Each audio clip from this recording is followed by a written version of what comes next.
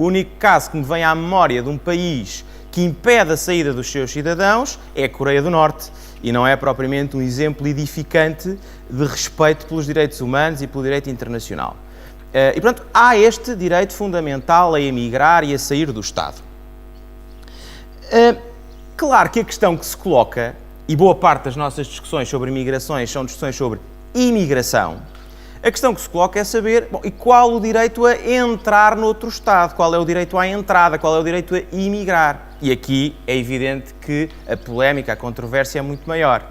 Porque o direito internacional não prevê, não estabelece nenhum direito a emigrar. Pelo contrário, o que estabelece é o direito dos Estados definirem regras que muitas vezes são vistas como obstáculos, como impedimentos à imigração.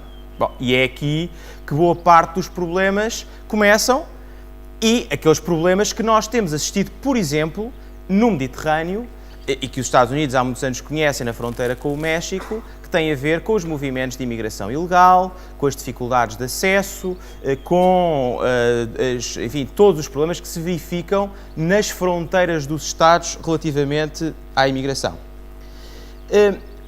E aqui, quando falamos de liberdade, é importante pensar se existe ou não existe, ou em que termos se deve definir um direito à entrada nos Estados. Quer dizer, aquelas pessoas, aqueles seres humanos que nos aparecem em condições humanas trágicas a bordo dos barcos mais incipientes na bacia do Mediterrâneo, essas pessoas têm ou não têm um direito a procurar uma vida melhor nos nossos países e nas nossas sociedades?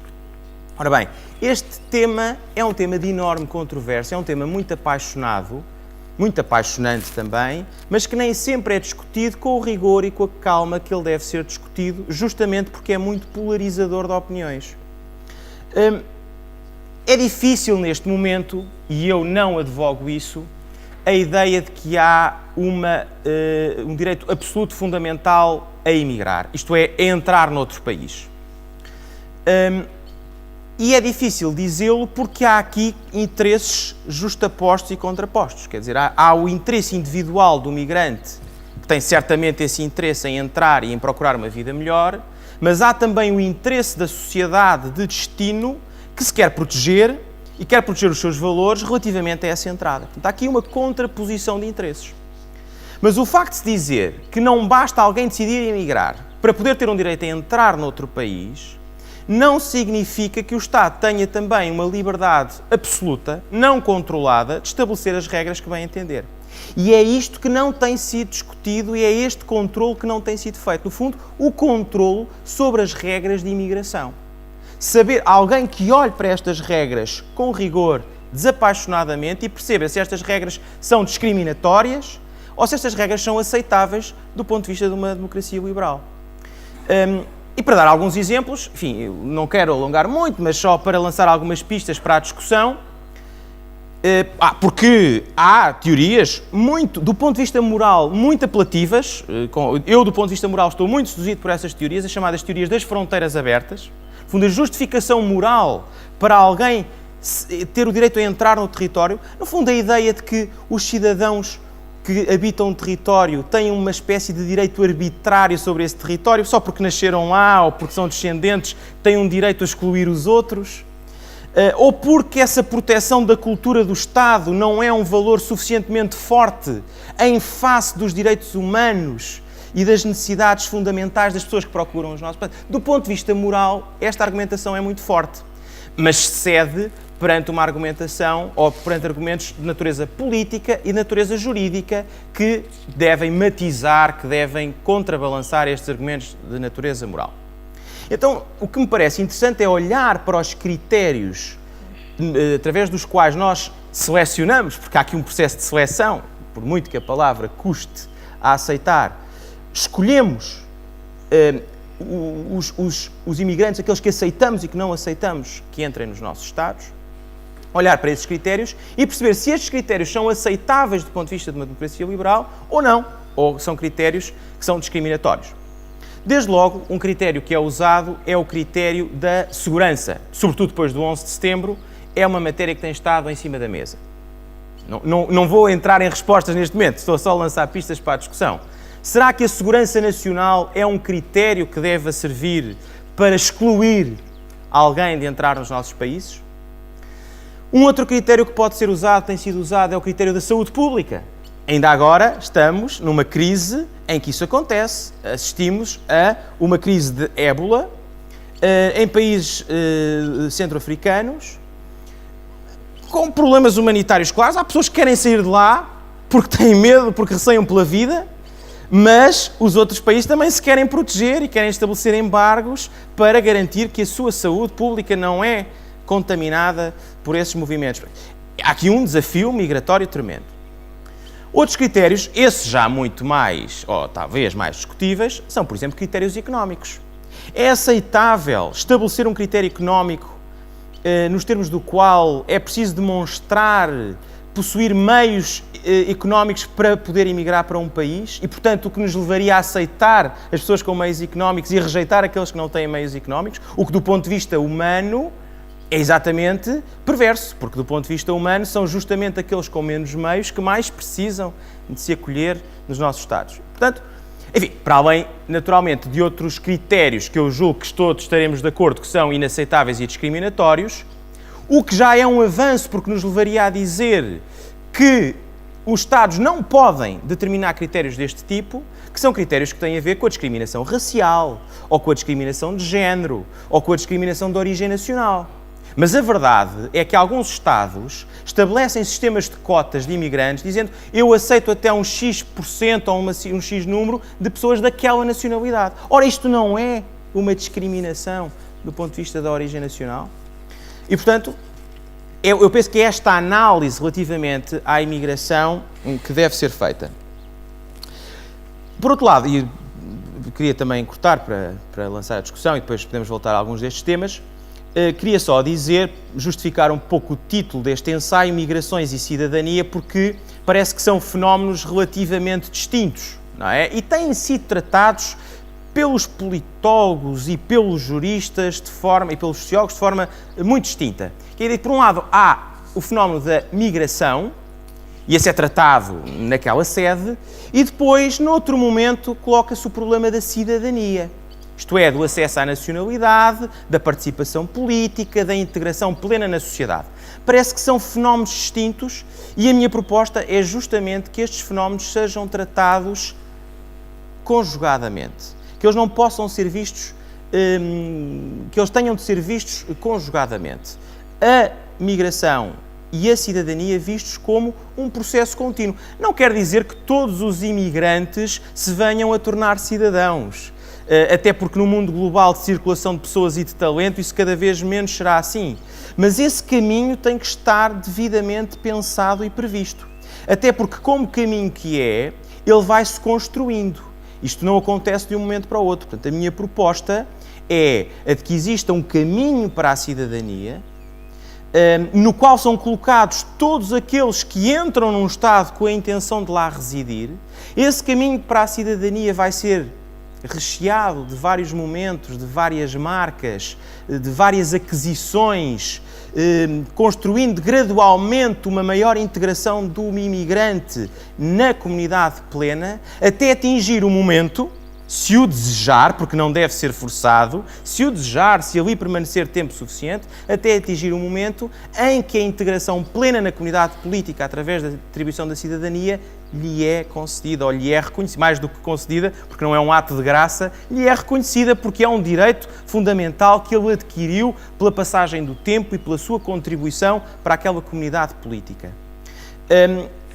E, portanto, no fundo, é esta um pouco a proposta da cidadania global, que depois tem outras dimensões, como o ativismo político transnacional, mas, no fundo, a ideia de que as pessoas que circulam vão fazendo parte das diversas comunidades políticas em que se integram.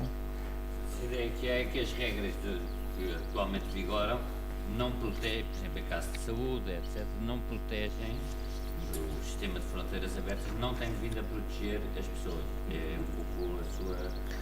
É porque na verdade não tem havido sequer uma ponderação destes vários interesses e destes vários valores. No fundo, o que aqui se joga é uma polarização entre o interesse do imigrante e, portanto, no fundo, quando eu digo que o debate é apaixonado, é porque ele se centra apenas nesta polarização de interesses. Aqueles que apaixonadamente defendem a dimensão do imigrante, desconsiderando os interesses dos Estados, e aqueles que nacionalisticamente olham para os interesses. Bem, basta ver os debates que se verificam hoje na Europa, que se verificam em França, por exemplo, entre os movimentos nacionalistas e os movimentos de direitos humanos. No fundo, há aqui uma polarização que não permite chegar a um resultado equilibrado que satisfaça ou que pondere estes vários interesses em causa.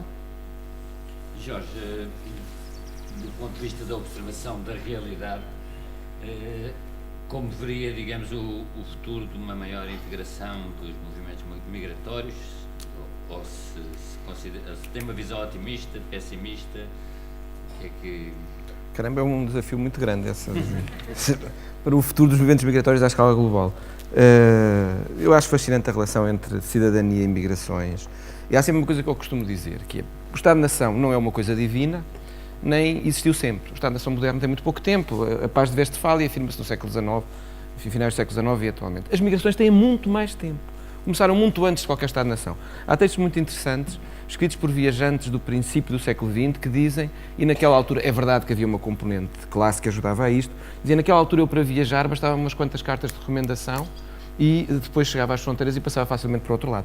Vejam a miríade de coisas que agora temos de usar quando queremos passar uma fronteira, para além de sermos devidamente escalpelizados em qualquer aeroporto, com uma série de instrumentos esquisitos, ainda podem passar-nos umas mãos pelo corpo se acharem que podemos transportar facas ou outras coisas. E não é necessariamente uma coisa agradável. Ao dizer isto, o que eu acho é que devia haver mecanismos mais fortes de regulação global das migrações.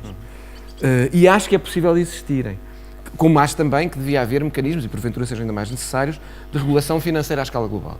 Acho que é possível existirem desde que os Estados tenham interesse em implementá-los. E o que me parece muitas vezes é que os Estados, por causa de contradições que têm a ver com os diferentes poderes que existem, a contradição mais óbvia entre os interesses, digamos assim, do poder político e do Estado-nação enquanto identidade, etc., e depois do poder económico ou do poder financeiro, que muitas vezes, mesmo relativamente às migrações, não são coincidentes, fazem com que seja muito difícil implementar um conjunto de medidas que sirvam para uma regulação um pouco mais global.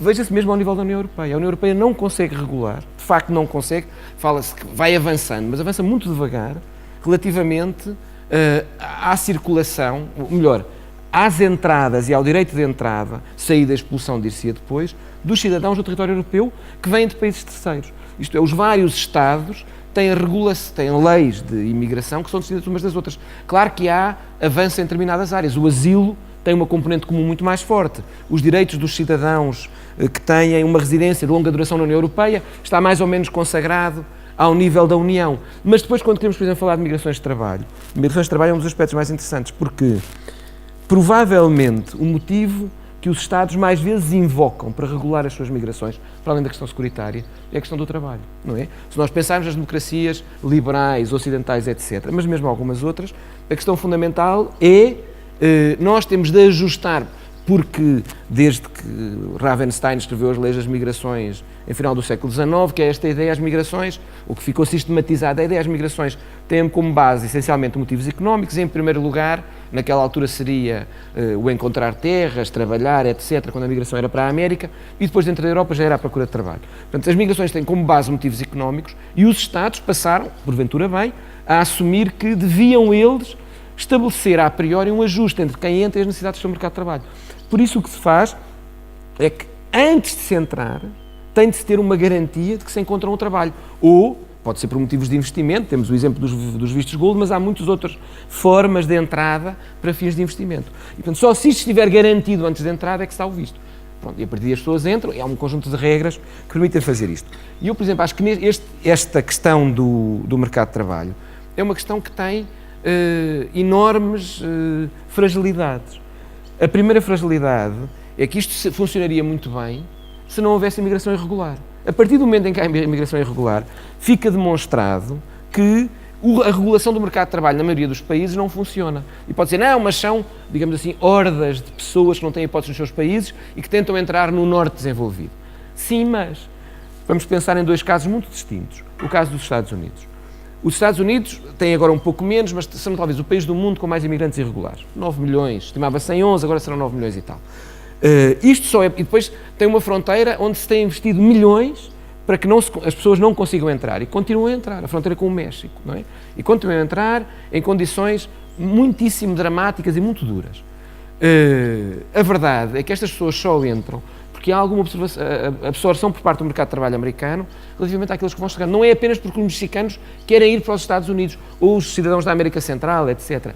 É também porque o mercado de trabalho americano acaba por necessitar destes cidadãos. Portanto, o que nós devemos pensar é que há aqui um desajuste entre mesmo as necessidades do mercado de trabalho americano em determinadas áreas e as leis de imigração que impedem formalmente a sua entrada. Ou então, e isto é uma possibilidade, ter leis de imigração deste tipo também politicamente depois facilita determinado tipo de medidas em determinados momentos, que não são as regularizações extraordinárias.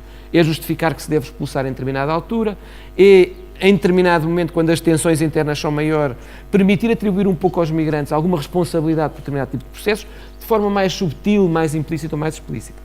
Outro exemplo que temos é o caso português, para pegar noutro muito diferente. Portugal terá tido, no seu máximo, que eu diria terá ocorrido há 10 anos atrás, cerca de 90 mil imigrantes irregulares. De resto, todas as entradas, todas não, 2/3 das entradas no pico migratório português, entre o final dos anos 90 e 2004, 2005, 2/3 são por via irregular.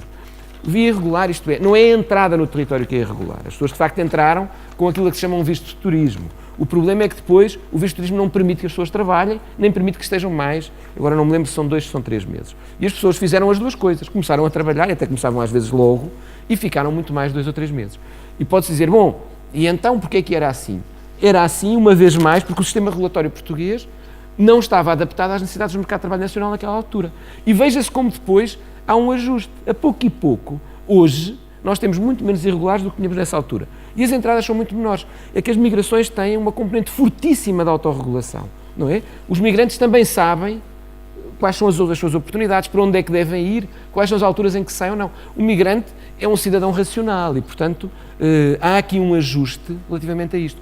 É por isso que me parece que as questões da proteção dos migrantes, por um lado, e depois, por exemplo, o diversificar os canais de entrada nos vários países, seriam medidas fundamentais para facilitar a circulação. Como uma outra, que já algumas vezes discuti, eu lembro-me de discutir há muitos anos em Bruxelas esta, que era a possibilidade, e há experiências feitas em alguns países, como há uma componente de autorregulação, e admitindo que esta componente do trabalho é o critério fundamental para impedir ou deixar que as pessoas entrem, é permitir, por exemplo, que as pessoas tenham um prazo para a procura de trabalho nos países. Portanto, pensem no mercado de trabalho português e no que é o pequeno empresário português. Não é o pequeno empresário português que, no pico migratório, ia à Ucrânia recrutar trabalhadores ucranianos. Ele não fazia isso. Nem as associações empresariais faziam. Faziam os grandes empresários. Esses faziam. O pequeno empresário da construção civil ou do comércio, se lhe aparecer um ucraniano, não é? Ou um brasileiro, talvez lhe dê emprego, não é? Agora, não vai lá buscá-lo. Ora, se talvez lhe dê emprego, era bom que nós tivéssemos um mecanismo que permitisse regular melhor isto. É verdade, eu acho que isso tem de ser dito, que a legislação portuguesa melhorou. Nós temos um mecanismo daquilo que se chama de regularização contínua agora, como tem os franceses também, que permite que vários milhares de pessoas, é bom não o divulgar muito politicamente e, portanto, os governos não o têm feito, que permite vários milhares de pessoas, poucos agora, se regularizem anualmente. Portanto, já não são aquelas, digamos, regularizações de espetáculo que se fizeram entre 92, 93 e 2006, mas é um mecanismo contínuo de ajustamento, que é um mecanismo mais inteligente e que vai ajustando as coisas. Agora, funciona quando há poucos, funciona pior quando há muitos. Dito isto, estas duas ideias, por um lado, esquemas de regulação global maiores, com aplicação efetiva daquilo que existe nos tratados internacionais sobre a proteção dos trabalhadores migrantes e das suas famílias, que muitas vezes é, enfim, pouco tomada em consideração. O que implica, eu acho que os italianos têm razão, parcial razão, mas há alguma, quando dizem tem de haver, relativamente às fronteiras da União Europeia, que estão mais pressionadas, uma lógica colaborativa maior. Eu acho que apesar do Frontex, das iniciativas conjuntas que há muito, como a Europa tem regredido, em minha opinião, nesta lógica comunitária e da colaboração entre os Estados, num sentido de uma aprofundar dos nacionalismos, vai-se exigindo, por um lado, que os Estados tomem conta de coisas como as fronteiras externas da União Europeia, mas ao mesmo tempo, exige que tomem conta da fronteira comum, mas ao mesmo tempo deixando aos Estados individualmente essa responsabilidade. Quando tem de ser o contrário. Isto é, a União Europeia, quando é fundada, e aqui peço desculpa por usar o exemplo da União, quando é fundada, parte do princípio desta lógica de cooperação entre os Estados. Primeiro, a nível só do mercado, depois económico, depois político, enfim, vamos tendo a evolução toda no sentido da integração. E isto precisa de ser mais trabalhado e ter uma lógica de cooperação maior que não tem. O segundo aspecto é diversificar muitas vezes as possibilidades de entrada, que é uma coisa que evoluiu um bocadinho no caso da nossa legislação, mas que ainda deixa espaço para outro tipo de iniciativas como este, de ter um visto, por exemplo, de procura de trabalho, regulado durante um tempo. Se não se consegue, as pessoas devem, de alguma forma, regressar ou tentar a oportunidade no outro lado. Uma última nota, se calhar, porque podíamos discutir mais depois alguns outros aspectos, que é a questão do direito à mobilidade. Eu também fico fascinado pelo direito à mobilidade, que, curiosamente, é muito interessante, porque o artigo 13 da Declaração Universal dos Direitos Humanos é quase igual ao artigo 44º da Constituição da República Portuguesa. É a mesma coisa. 2 pontos, o primeiro direito das pessoas internamente se deslocarem, segundo ponto, o direito de saírem do território nacional.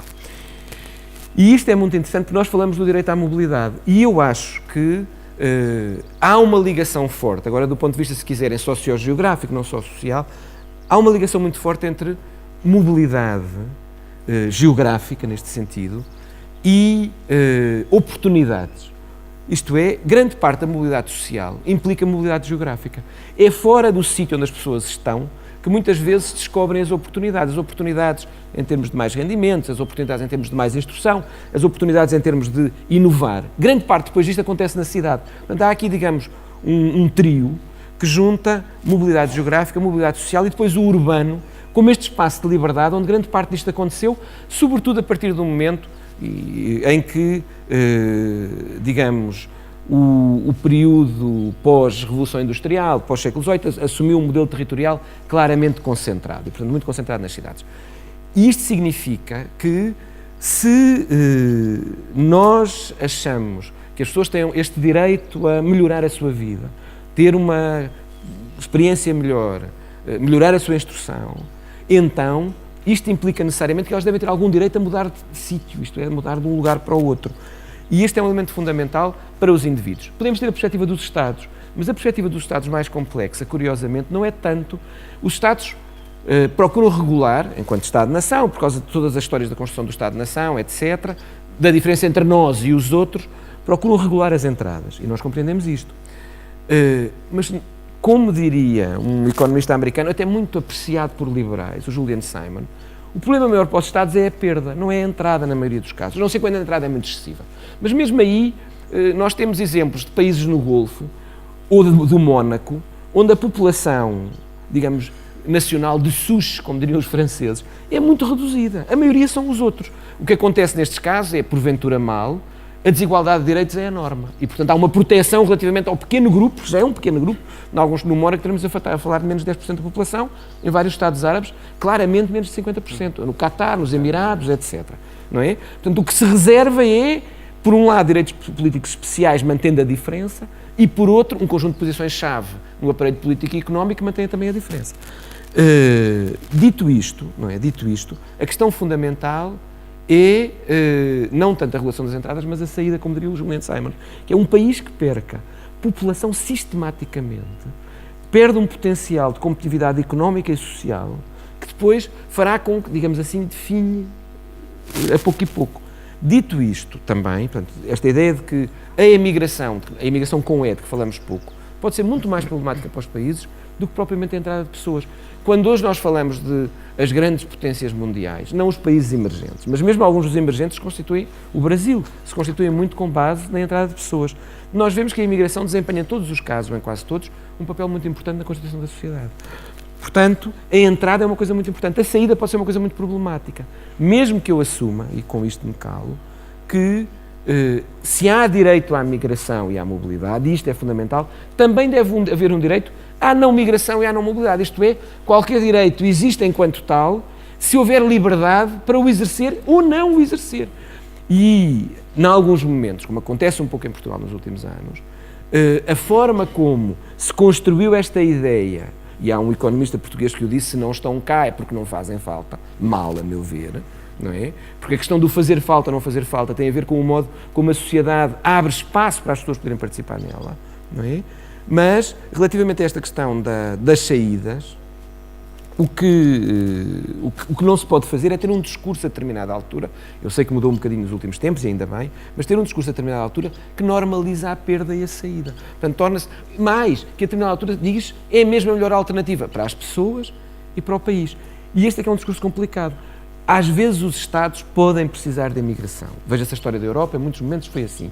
Agora, ter no período atual um discurso que dispensa de uma forma mais ou menos simples, a determinado momento, uma parte dos cidadãos, tem efeitos demográficos e económicos muito complicados. Portanto, aquilo que eu digo muitas vezes é, deve haver direito à não migração na perspectiva das pessoas. Na perspectiva dos Estados, os Estados devem pensar quando fazem alguma apologia da imigração, se a longo prazo, porque a curto prazo até pode ser benéfico, se a longo prazo não estão a dar um tiro no pé.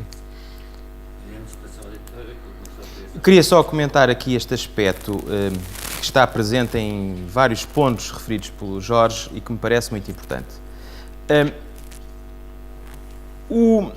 A ideia de que as migrações assentam essencialmente no mercado de trabalho, a ideia das migrações laborais, é uma ideia que marcou decisivamente os movimentos migratórios, mas que, da minha perspectiva, está a perder força desde o início do século XXI. E isso, porque no fundo isto transmitia uma ideia de que os Estados estavam passivamente à espera dos imigrantes que o procuravam e depois regulavam a entrada dos imigrantes muito em função do seu mercado de trabalho. E justamente daí a exigência de contrato de trabalho, a exigência de pedir uma promessa de trabalho para decidir se aceitava ou não aceitava o migrante. Ora bem, da minha perspectiva, e penso que isto vem correspondente ao diagnóstico e à prática dos Estados, esta ideia está em completa decadência. Porque, desde logo, por exemplo, no relatório de 2013 da OCDE sobre as migrações internacionais, é dito que as migrações laborais estão a perder para a chamada circulação de talento e para as chamadas migrações económicas e de consumo. E, no fundo, aqui, a ideia que está aqui é que as pessoas hoje, fruto da globalização, da facilidade das viagens, do acesso à informação, as pessoas hoje decidem migrar por um conjunto muito mais vasto de razões, para simplesmente as razões laborais. As pessoas não emigram hoje simplesmente porque estão à procura de uma vida melhor ou de um trabalho melhor. Emigram porque querem viver naquela cidade, porque se querem reformar naquele país e lá gozar os seus rendimentos, porque são empreendedores e gostavam de lançar um negócio, porque são investidores e querem estar naquele país, porque são funcionários de empresas multinacionais e são colocados pela sua empresa a circular pelo mundo nos vários países, porque são como o nosso amigo chefe de cozinha que está em Seul e que está numa rede hoteleira internacional, um português em Seul. Portanto, há um conjunto muito vasto de razões que levam hoje as pessoas a emigrar. E um Estado que não percebe isto e que não adapta a sua política migratória a esta realidade é um Estado que está ultrapassado, que está obsoleto. E, portanto, eu concordo com o Jorge, com a ideia de que é preciso criar vistos para procurar trabalho, mas eu diria que é preciso criar vistos para muito mais coisas. É preciso criar vistos para o talento, para o empreendedor, para o investidor, é preciso criar uma infinidade de vistos. Aliás, e nós não estamos a inventar a roda. Países como a Austrália, como a Nova Zelândia ou como o Canadá, há muito tempo perceberam isto. Entraram naquilo que se chama a corrida pelo talento, têm políticas migratórias proativas e procuram atrair, através, por exemplo, de sistemas de seleção que são sistemas de pontos. Como é que funciona um sistema de pontos? É muito curioso, porque o sistema de pontos permite valorizar as características pessoais de cada candidato. Por exemplo, se sabe línguas, se é empreendedor, se tem um ofício particularmente interessante, se tem skills ou características pessoais que se adaptem às necessidades do país. Portanto, tudo isto é valorizado através de um sistema de pontos e depois é somado e é feita assim, no fundo, a captação. E para além desta seleção, que é a parte mais passiva, há também a parte ativa, que é de proativamente, não é só o empresário da construção que vai à Ucrânia, é todo o sistema apoiado numa política pública que procura captar para o país os migrantes que lhe convém receber. Isto porque, eu estou inteiramente de acordo com o que diz o Jorge, a perda de população pela via da... É que aqui no fundo há duas vias. Há a redução da imigração, há a saída dos imigrantes, os do leste, os imigrantes de leste, os imigrantes de países de língua portuguesa que estão a sair claramente, e depois a emigração dos cidadãos nacionais. Portanto, isto é uma sangria demográfica que nós estamos a assistir. Assistindo nós hoje, os dados são claríssimos, a um déficit migratório claramente negativo, que agrava o déficit demográfico também negativo, por força da não renovação da população por via da natalidade. E, portanto, isto é uma situação gritante, dramática. É um déficit mais grave do que o déficit financeiro. Ora bem, e portanto isto compensa-se. É evidente que se nós tivermos uma posição puramente passiva e acharmos que de repente os ucranianos voltam a vir para Portugal, enfim, pode acontecer que queiram fugir do problema com a Rússia, mas quer dizer, isto são questões que não dependem de nós. Portanto, ou nós temos uma posição proativa ou ficamos à mercê desses movimentos. E há aqui outro aspecto, eu há bocadinho focava a relação entre imigração e cidadania, mas há aqui outra relação que eu acho que é muito importante também sublinhar e que tem estado completamente ausente das preocupações, que é a relação entre imigração e emigração. Estes são fenómenos que são indesligáveis. Se repararem, os Estados até normalmente os tratam em departamentos dos Estados diferentes, porque a imigração, isto não é em Portugal, isto é nos Estados Unidos e em muitos outros países, a imigração é tratada ao nível da polícia, da administração interna. E depois a imigração é tratada ao nível dos negócios estrangeiros. O que é um disparate, tudo isto. Quer dizer, por um lado é um disparate tratar a imigração como um caso de polícia, porque a imigração não é um caso de polícia, a imigração é um caso de políticas públicas, de natureza económica e social, e a imigração também não é um caso de negócios estrangeiros, é um caso de gestão de um dos ativos mais importantes de um país, que é a sua população. E, portanto, estes fenómenos têm que ser interligados. E hoje a experiência de países como a Índia ou como a Coreia do Sul demonstra-nos que a existência de condições, a criação de políticas públicas de captação de imigrantes tem também um efeito muito positivo na retenção dos emigrantes e na reversão, portanto, naquilo que se chama o reverse brain drain, aqueles que estão a perder cérebros voltarem. A Índia é um exemplo claro em que isso aconteceu. Conseguiu reverter essa saída de cérebros. Porquê? Porque não é, obviamente, pela proibição de saída, como faz a Coreia do Norte a pôr arame farpado à volta das praias. É pela criação de condições de atração de imigrantes. Essas condições também, evidentemente, vão funcionar para a retenção daqueles que estão a pensar sair e para o regresso daqueles que estão fora. Porque se nós damos condições aos estrangeiros para virem para cá, evidentemente também estamos a dar condições aos portugueses que vivem fora para regressar. Posso? Não, porque agora já dá para polemizar um bocadinho. Ótimo.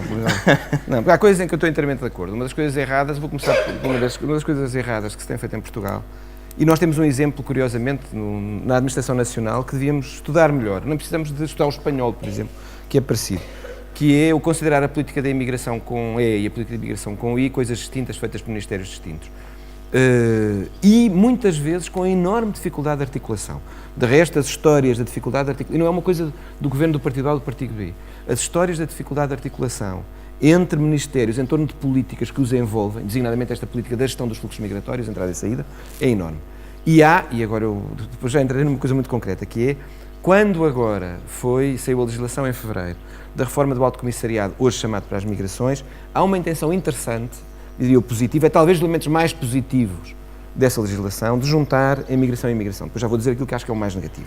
Mas há uma boa medida, que é o tentar que as duas coisas sejam geridas em comum, ou pelo menos que haja uma maior comunalidade na gestão, mesmo que sejam entidades diferentes. Eu acho que isso é uma coisa absolutamente fundamental, que é a gestão dos fluxos migratórios, sobretudo em contexto de transnacionalismo ou de globalização, que é os portugueses circulam muito, os outros que passam por Portugal também circulam, e em muitos casos, o que pode ser interessante para as pessoas fixarem aqui em termos de oportunidades de emprego, de oportunidades de estudo, de oportunidades de investimento pode ser tão interessante para os portugueses como para os outros. E, portanto, em muitos casos, tem de haver aqui uma gestão comum daquilo que pode, ao nível do Estado, mas depois dos interesses das pessoas, porque a migração é sempre um jogo de dois interesses. O interesse do migrante e o interesse, eventualmente, de quem o recebe ou de três. Não é aquela história do triple winning.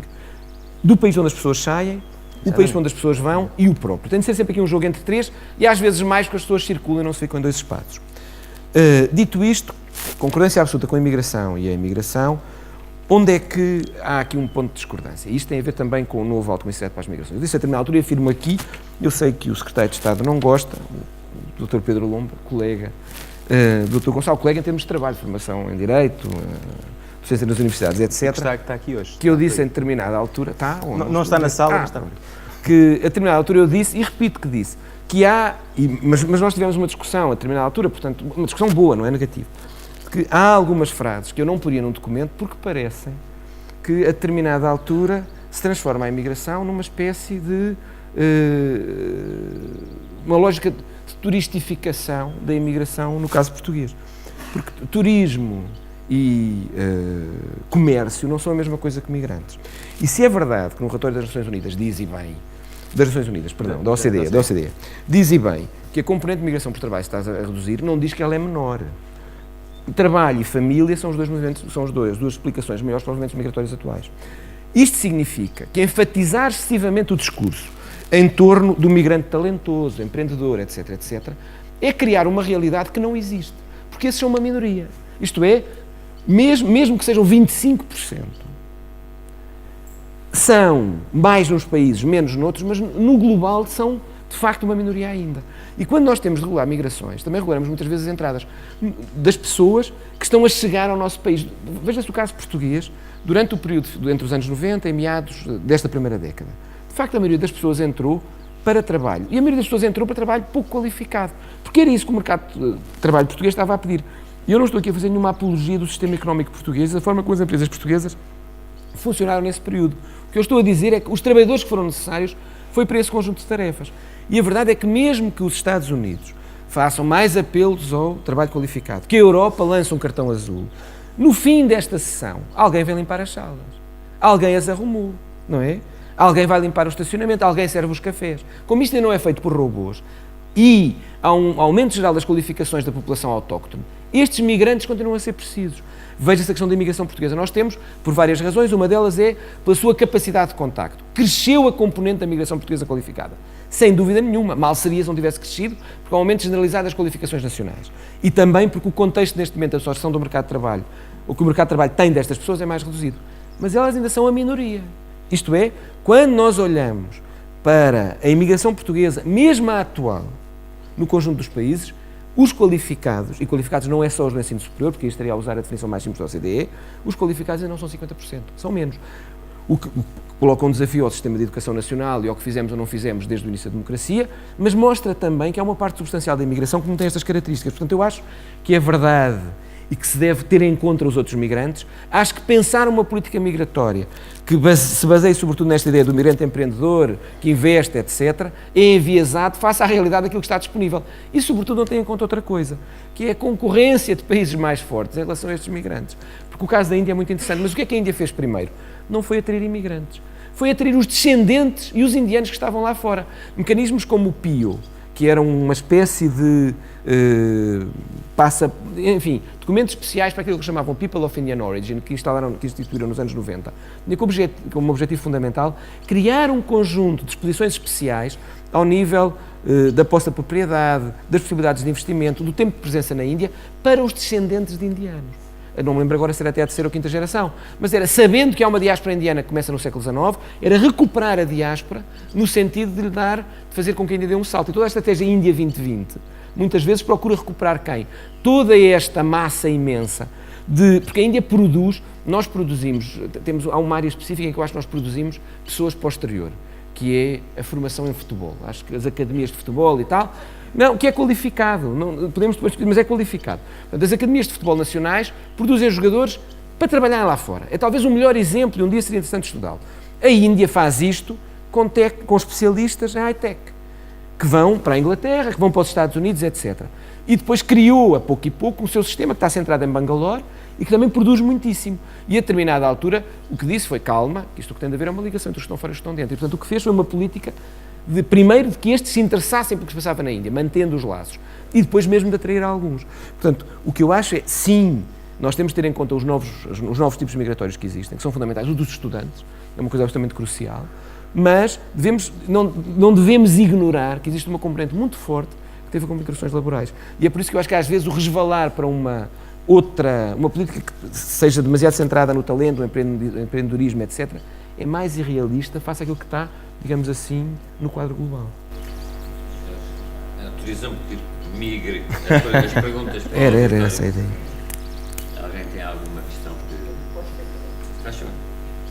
Em resposta aqui a uma pergunta àquilo que o Gonçalo, suponho que é Gonçalo, o Gonçalo disse, para fixar a população do nosso país, recordo o que se passou em meados do século passado, quando Portugal começou a enviar para as colónias gente válida, os jovens e a população trabalhadora.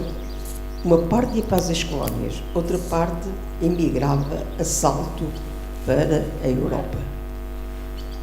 O que é que Franco fez quando viu esta sangria de mão de obra a sair do país? Ele começou a ver, Portugal tem falta de mão de obra, onde é que ele a vem buscar? A Espanha, que está aqui mesmo ao lado. E então, o que é que ele fez? Desenvolveu todo um conjunto de cidades médias, algumas delas ao longo da fronteira com Portugal, como Badajoz, como Salamanca, como Vigo. Vigo é um porto muito superior ao Porto de Lisboa e que não tem as mesmas condições naturais. O Porto de Vigo é superior a Lisboa. Quer dizer, desenvolveu toda uma série de cidades médias. Para quê? Para fixar a sua população. E assim o conseguiu. Foi quando, na altura, Salazar, que era quem estava a governar, viu que não tinha mão de obra e foi buscá-la aonde? A Cabo Verde. Foi buscá-la a Cabo Verde, mas inicialmente ele, com medo que isto se tornasse uma segunda África, só deixou vir os homens. As mulheres não vinham, as mulheres ficavam. Só mais tarde, quando houve aquela abertura marcelista, é que vieram as mulheres dos cabo-verdianos para cá. Quer dizer, isto é uma maneira que o país tinha de fixar a população, de não haver a migração de jovens qualificados, que nós pagamos a qualificação e que vão desenvolver outros países. Era uma maneira, desenvolvendo as cidades médias, muitas delas ao longo do interior, para puxar a população para lá e para fixar até a população migrante que viessem de outros países.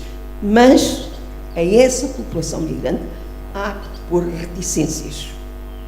Há que pôr reticências, porque não vai suceder em Portugal o que está a suceder em França, com todos os problemas que eles estão a levantar, sobretudo os árabes, que estão a levantar toda uma série de problemas que toda a gente conhece. Obrigado. Muito obrigado. Há mais algum? José Manuel Sobral. Boa tarde. A questão que eu queria colocar é sobre a Suíça. A Suíça faz parte do espaço Schengen, como nós, e a questão que eu queria colocar é como é que nós vamos encarar o facto de um país que faz parte desse espaço começar a fechar as suas fronteiras. Poderá ser o fim do espaço Schengen, o princípio do fim?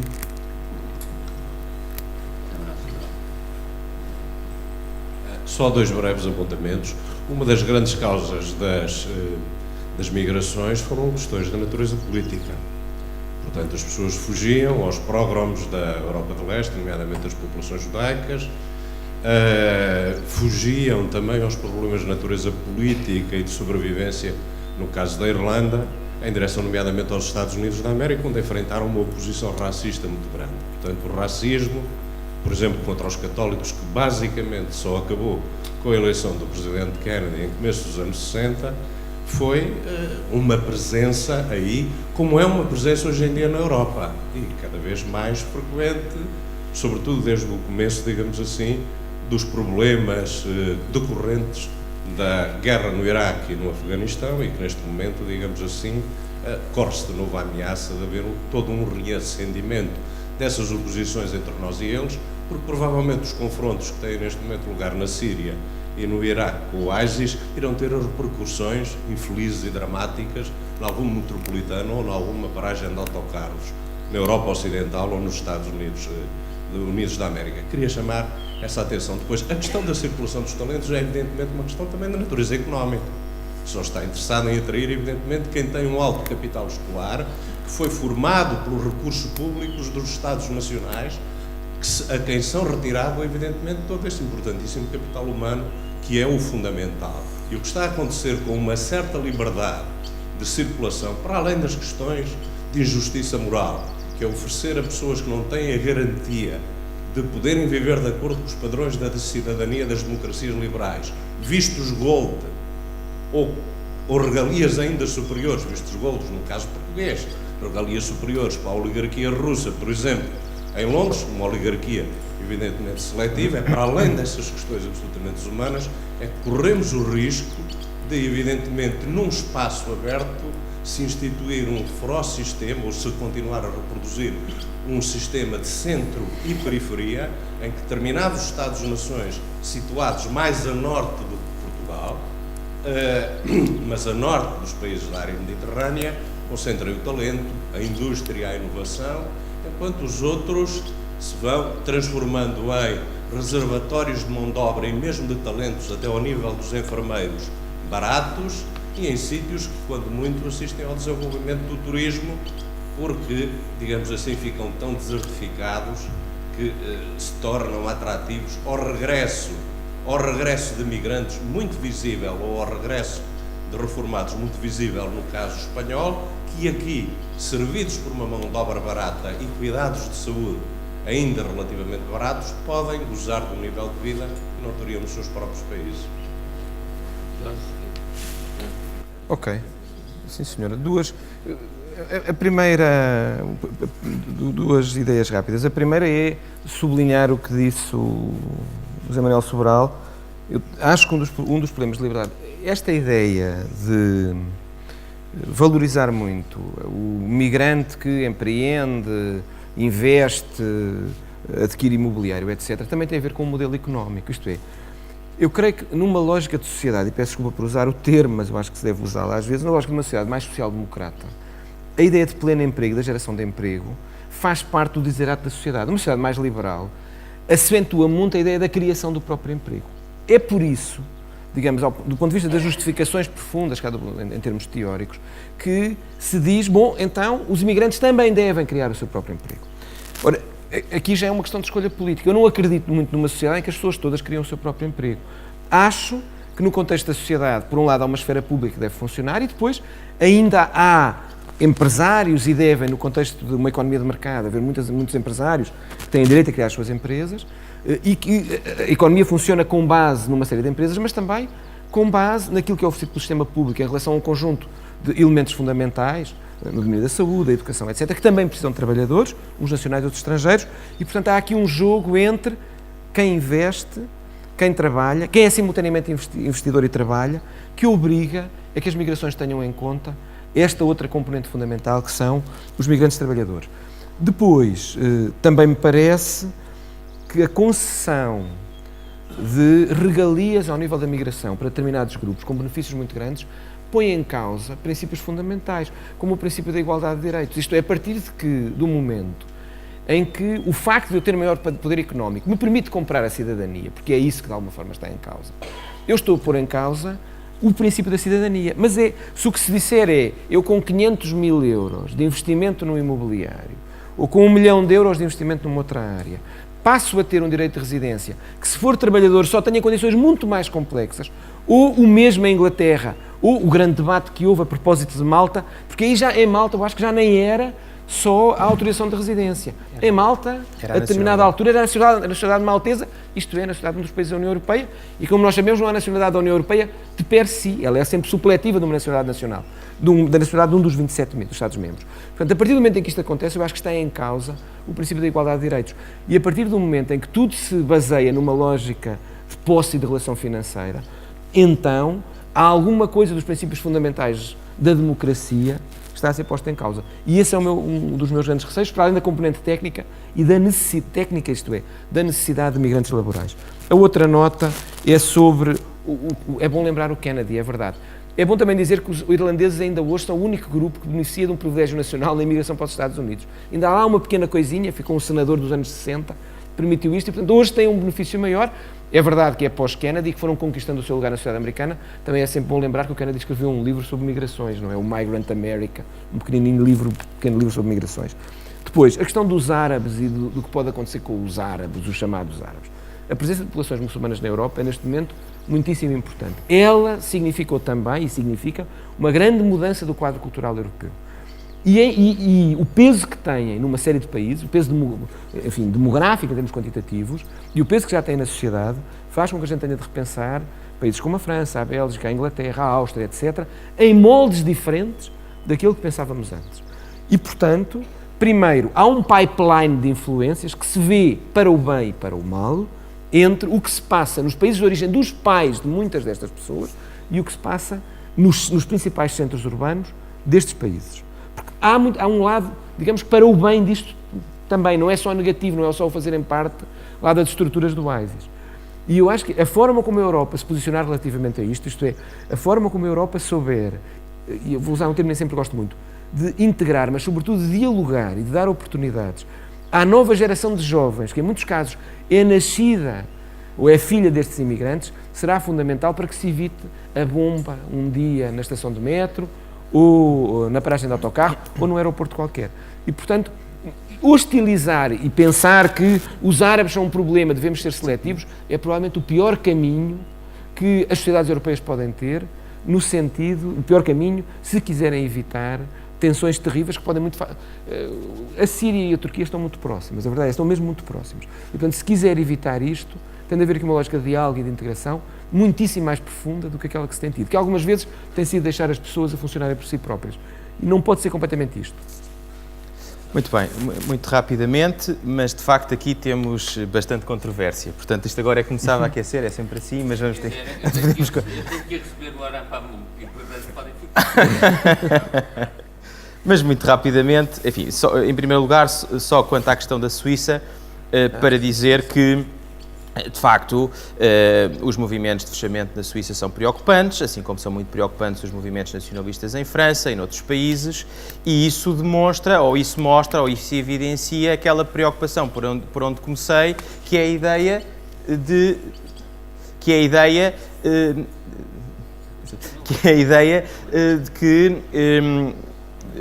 que os países devem discutir estas questões ponderadamente, tendo em conta argumentos racionais e não apaixonadamente, ou tendo em conta argumentos que são de natureza emotiva, muitos deles coletiva, mas que não nos permitem realmente olhar para a questão da imigração com a calma que ela merece. E, portanto, o surgimento dos nacionalismos é algo que nos deve preocupar seriamente, que depois tem consequências de natureza sociológica, política e também jurídica, porque algumas destas reações não são pura e simplesmente aceitáveis do ponto de vista jurídico, tendo até em conta os compromissos internacionais a que estes Estados se vincularam.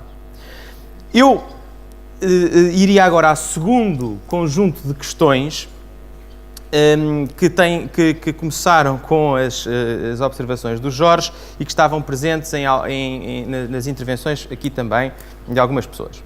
Em primeiro lugar, para dizer que uma política proativa de imigração não é uma política excludente, isto é, quando se diz que devemos procurar condições para atrair empreendedores, estudantes ou talentosos, não estamos com isto a dizer que vamos descurar ou vamos rejeitar os trabalhadores.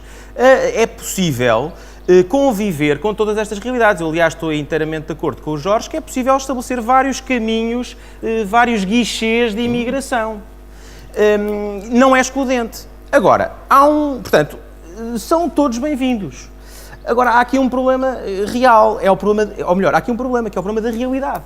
A realidade, os números mostram-nos que nós estamos a ser menos procurados por trabalhadores, que nós temos menos trabalho para lhes oferecer, que nós temos menos condições para os fixar. E, portanto, se isto é verdade e se estamos a perder população, então é preciso inverter este ciclo através da criação de políticas públicas. Aqui estamos a pensar migratórias, é o nosso tema, podíamos falar de muitas outras coisas, de educação, do projeto industrial, etc. Mas aqui estamos a falar de migrações, portanto, esse é o instrumento que temos aqui nas mãos para discutir. Quanto à criação das cidades médias, felizmente, isso é muito importante, mas felizmente nós não somos hoje governados nem por Salazar nem por Franco. Portanto, não é possível uma política de planeamento estadual que imponha pela força essa realidade. E, portanto, eu estou de acordo com as cidades médias, acho que é importante desenvolver as cidades médias, mas é preciso criar condições para o desenvolvimento e para a fixação das pessoas nessas cidades. E, mais uma vez digo, eu não estou aqui a discutir outros instrumentos, estou a discutir o instrumento da imigração. Por que não pôr a política migratória ao serviço das cidades médias? Por que não ter uma política ativa de captação de imigrantes para os canalizar para as cidades médias? Isto é alguma coisa que é possível e desejável fazer nesta política pública migratória. E, portanto, isto no fundo só para concluir, dizendo que... Queremos o Prémio Nobel da sala. Pois é. Isto no fundo só para concluir, dizendo que, em primeiro lugar, a política proativa não é excludente. Em segundo lugar, na gestão dos fluxos migratórios, nós não podemos ignorar a realidade, e a realidade é que estamos a perder população também pela perda dos migrantes, menos os que saem e poucos nos procuram, e portanto é preciso fazer alguma coisa para inverter este ciclo. O único instrumento que estamos aqui a falar é o instrumento das políticas migratórias, e esse passa por desenvolver uma política proativa que permita captar, atrair e fixar as pessoas em território nacional e, desejavelmente com isso, ajudar a reter os cidadãos portugueses e a atrair de volta aqueles que saíram. Já conseguimos atrair o Aram Pamuk, Prémio Nobel da Literatura. Será que vai ficar a viver em Portugal? Possivelmente ficará aqui em Portugal. Muito obrigado a todos. Isso continuamos a falar depois. Muito obrigado. Muito obrigado.